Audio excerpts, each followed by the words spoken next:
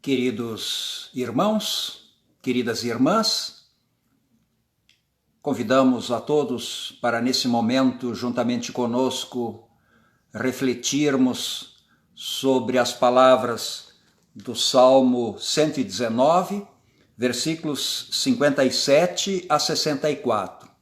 Uma boa noite a todos, que Deus Espírito Santo esteja com todos os irmãos, irmãs, em particular com os irmãos aqui da Igreja Luterana Cristo de Uberlândia e região, a paróquia toda, que inclui alguns irmãos que residem em Araguari, Patrocínio e Uberaba também. Enfim, que Deus, Espírito Santo, nos ilumine para que possamos refletir juntos nas palavras deste Salmo, o Salmo 119, versículos 57 a 64.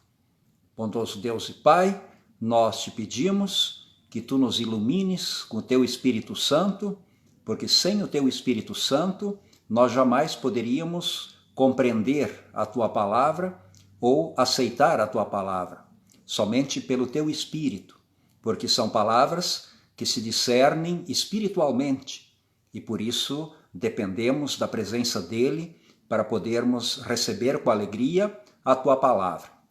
Que possamos, com essa palavra, na fé, na esperança e no amor. Particularmente nesse momento de crise que nós enfrentamos, nós precisamos de ti, ó Deus.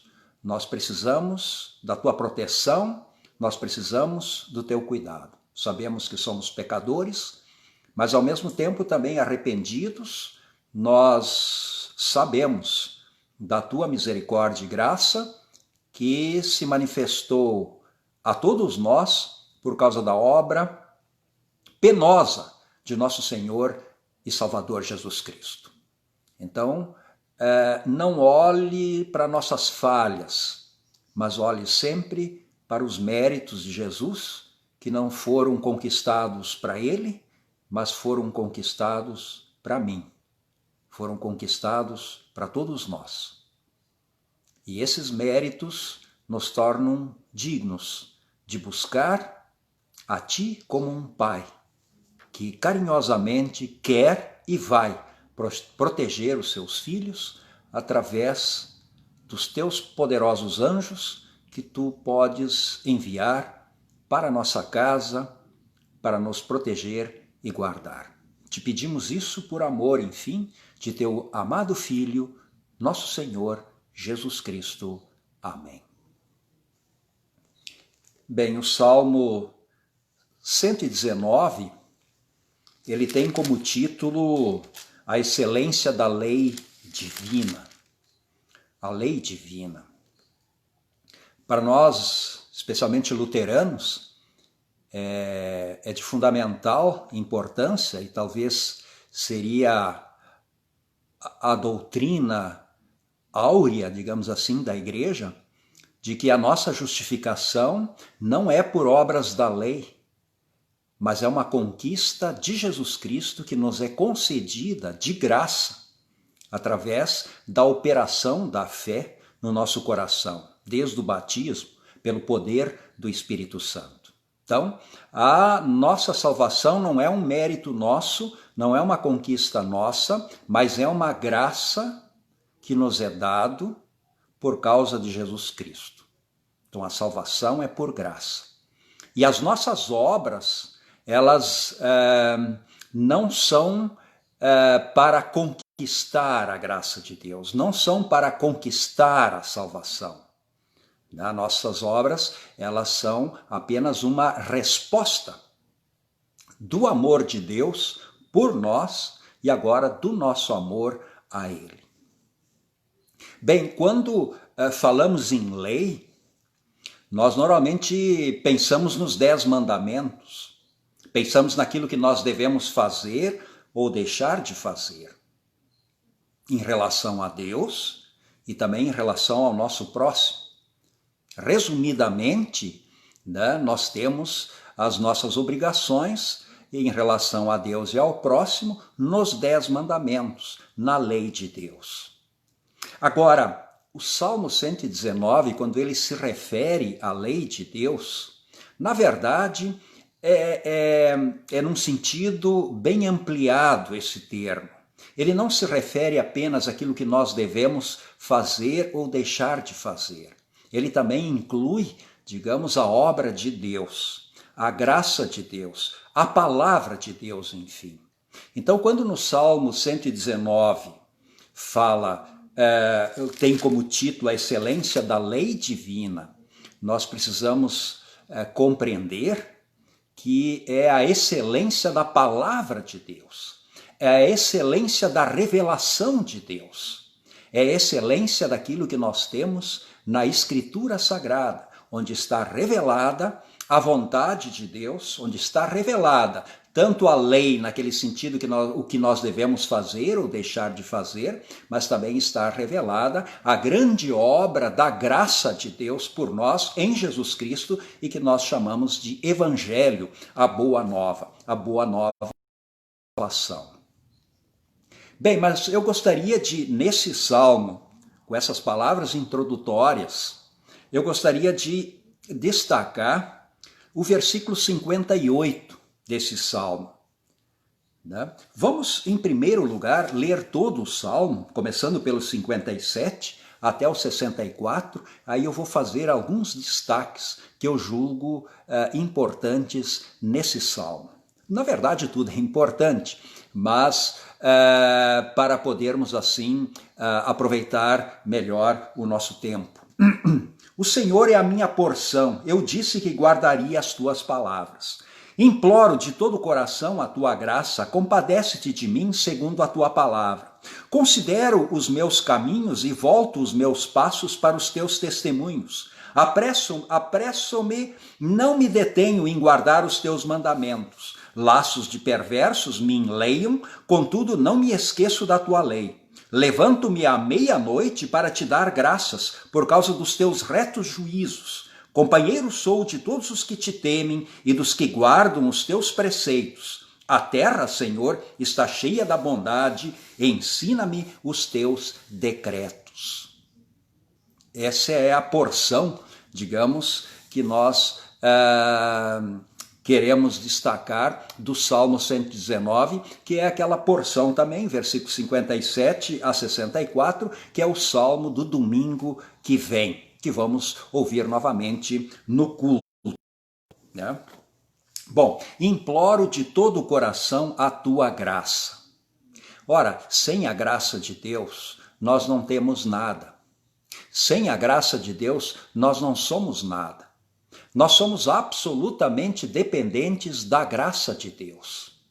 Sem ela, nós não temos absolutamente condições nenhuma de nos aproximar de Deus e chances nenhuma de salvação. Mas precisamos da graça de Deus. E o que é a graça? Ora, a graça nada mais é do que o favor de Deus, o perdão de Deus, a aceitação de Deus. Deus ser favorável a nós. E Deus nos aceita, Ele é favorável a nós por causa da obra de Jesus Cristo. Por isso o nosso símbolo maior é a cruz. Porque foi na cruz que se realizou a grande obra da redenção da humanidade, da nossa própria redenção. Ali Jesus pagou pelos nossos pecados, ele pagou por nossas injustiças. O justo pelo injusto. Há sempre a necessidade de se pagar aquilo que se deve. A graça de Deus, ela, na verdade, ela foi possível porque a nossa dívida ela foi paga. Só que não fomos nós que a pagamos. Jesus pagou no seu sacrifício, na sua dor, na sua morte. O seu sacrifício foi um sacrifício por nós. Quase todas as religiões, elas, se não todas, elas incluem o como algo fundamental. Vejam, por exemplo, o candomblé tem o sacrifício de coisas, às vezes até de um cordeiro. Vejam os povos ameríndios chegar. Vejam as religiões orientais, sempre tem o sacrifício. O sacrifício pessoal, é necessário se sacrificar, é necessária a renúncia, e a renúncia nada mais é do que sacrifício. Então o sacrifício é uma coisa absolutamente normal e natural em qualquer e toda religião. E qual é o sacrifício no cristianismo? O sacrifício no cristianismo não é o nosso sacrifício. O sacrifício no cristianismo não é o sacrifício mais de um animal por nós. O sacrifício no cristianismo não é algo que nós ofertamos a Deus para então, a partir disso, receber algo em troca. Não. O nosso sacrifício é Jesus Cristo. Ele foi crucificado. Então, assim como qualquer religião, o cristianismo também tem um sacrifício. Só que não o nosso sacrifício. O sacrifício de Jesus Cristo para que agora nós não precisemos mais viver por essa necessidade de sacrifícios. Sejam os nossos sacrifícios. Nós nos sacrificamos, nós podemos até nos sacrificar por Deus, nós podemos nos sacrificar pelo próximo, nós podemos nos sacrificar pelos ideais da fé cristã, muitos se sacrificaram, mas jamais esse sacrifício foi com o objetivo de salvação, de objetivo de conquistar a Cristo. Porque esse o único sacrifício foi o do próprio Senhor Jesus Cristo na cruz. E isso nos libera da necessidade de todo e qualquer sacrifício. Os sacrifícios que nós fazemos hoje, os esforços que nós fazemos, inclusive o de buscar as obras da lei, de realizar as obras da lei, não são para conquistar Deus, porque Deus, ele já está do nosso lado. Eles são amor a Deus. Assim como uma criança que ama a sua mãe, lhe dá no Dia das Mães uma rosa, uma flor, um presente, um beijo. E faz isso por quê? Não para conquistar a mãe, mas faz, e se fizer, não está correto. Faz isso porque ama, pura e simplesmente porque ama. Muitas vezes os filhos fazem o que os pais querem, não por medo de algum castigo, isso não é legal, né? Mas fazem porque amam. Então é muito difícil, por exemplo, a educação dos filhos. Hoje se fala muito na necessidade alguns falam inclusive do rigor, de castigos e etc. Assim é muito fácil. Assim, a criança vai obedecer. Se você ameaça, ela com medo vai fazer tudo aquilo que os pais querem, porque ela quer fugir da ameaça. Mas com Deus não é assim. Com Deus não é assim. Deus quer da nossa parte que tudo o que nós realizarmos, nós o realizamos por amor. E foi muito difícil Deus conquistar isso dos seus filhos, exigiu o sacrifício de Jesus. Como hoje também na educação dos filhos, é muito difícil, é muito mais fácil usar a vara e o chinelo. E muito difícil fazer com que as crianças façam isso ou aquilo e obedeçam por simplesmente amor. É isso que nos torna livres. O que nos torna livres é o amor. A criança que tem medo dos pais, que obedece por causa do medo, ela não é livre, ela é escrava do medo, ela é infeliz e futuramente talvez vai ter até algumas frustrações em relação a isso. O difícil é fazer com que os filhos obedeçam e façam o que tem que ser feito e sejam bem educados por causa do amor que os torna livres. Assim é conosco e Deus. Nós o servimos porque o amamos, não porque temos medo. Nós o servimos e procuramos fazer as obras porque o amamos. Então as nossas obras, elas têm uma qualidade muito grande, porque elas vêm do espírito da liberdade, porque quando a gente ama, a gente é livre. A única coisa que nos torna livres de fato diante de Deus é o amor. O medo, ele escraviza. Nós não temos medo, nós não tememos o inferno, nós não tememos nada. Né? Nós amamos a Deus e não é porque tememos o demônio, porque temos medo do inferno, temos medo da condenação, que evitamos isso ou aquilo ou procuramos essa ou aquela virtude. Não. Se nós evitamos isso ou aquilo ou procuramos esta ou aquela virtude, é simplesmente porque nós amamos. E amamos a Deus porque Ele nos amou primeiro. Por isso, imploro de todo o coração a tua graça. Eu imploro de todo o coração o teu favor. Eu imploro de todo o coração o teu amor, porque o teu amor me educa, porque o teu amor me modifica, porque o teu amor me faz amar também. O teu amor me torna livre. Por isso, compadece-te de mim segundo a tua palavra. Esse amor de Deus é compaixão. Porque nós somos um filho rebelde. E muitas vezes, por causa da nossa rebeldia, merecemos de Deus a vara. Mas Deus não usa a vara. Deus usa o amor, a misericórdia e o perdão. E ao nós percebermos isso na confissão e na absolvição, nosso coração se enche de amor. E isso faz toda a diferença e nos torna livres. Considero os meus caminhos e volto os meus passos para os teus testemunhos. Essa é uma atitude contínua e constante. Voltar para Deus. Porque nós as costas a Deus. Muitas vezes nós achamos que as coisas dependem única e exclusivamente de caminhos tortuosos pelos quais muitas vezes optamos.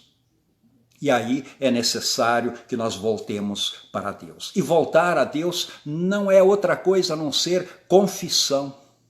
Confessar a Deus as nossas iniquidades e os nossos erros, e confiar fixos em Jesus Cristo, no sacrifício dele, de que Deus será misericordioso e nos há de perdoar. E aí a história do filho pródigo se repete constante e continuamente na nossa vida. Nós nos mandamos, nós nos perdemos muitas vezes por aí, nós optamos muitas vezes pelas coisas injustas e más. Mas Deus Espírito Santo continuamente toca o nosso coração pela palavra e nós, como filho pródigo, retornamos a Deus. E Deus não há de nos rejeitar, não há de nos punir, mas há de nos aceitar e perdoar e com isso nos educar para que nós respondamos a Ele também com amor. Ele não quer uma resposta de medo.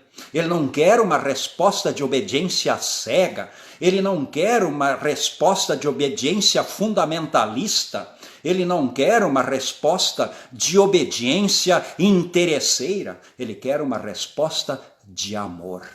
Assim como ele nos amou incondicionalmente, nós também queremos amar a Deus de forma incondicional. Apresso-me, não me detenho em guardar os teus mandamentos, que eu não guardei, mas eu quero guardar.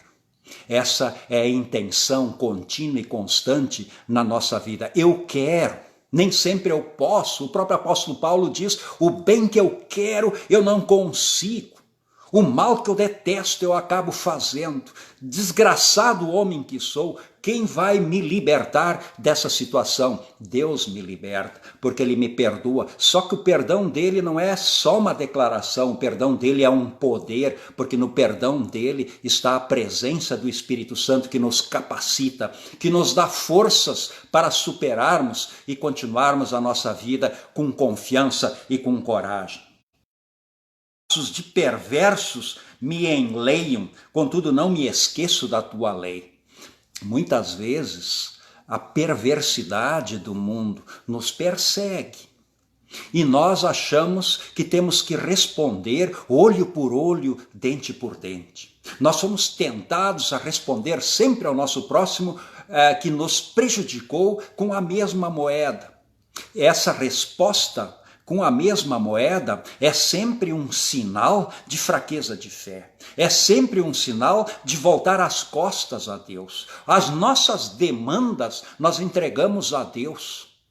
Quando somos prejudicados, evidentemente nós vamos procurar os nossos direitos. Essa é uma condição da nossa vida aqui nesse mundo.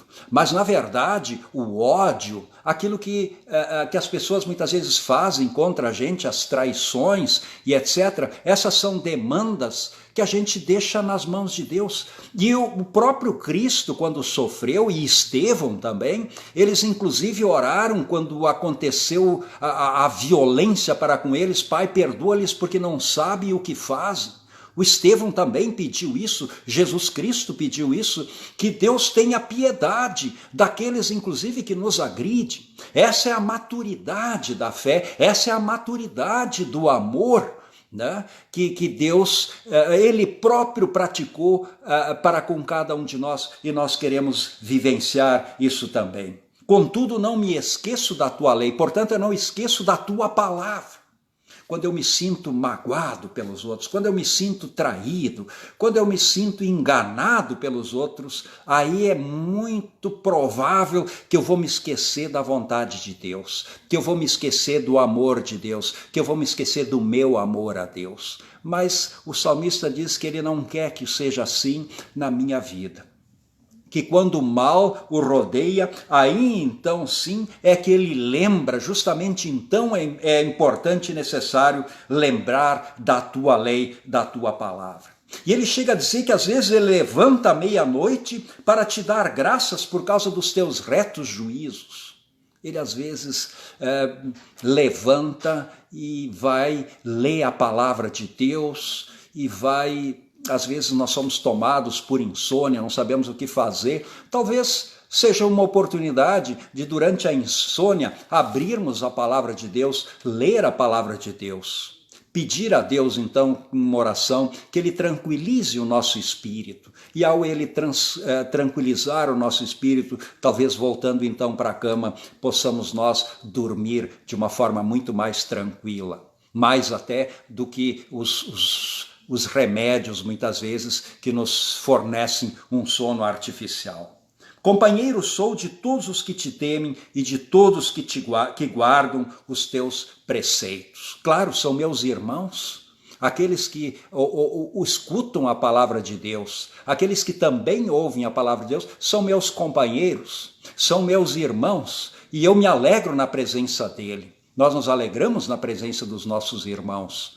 Hoje, de uma forma virtual, evidentemente, porque não podemos ter o contato presencial. Mas nós nos alegramos com aqueles que também se alegram com a presença e o poder e a misericórdia e o amor de Deus. A terra, Senhor, está cheia de tua bondade.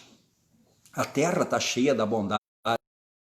Ora, os pássaros mostram a bondade de Deus. As flores mostram a bondade de Deus, né?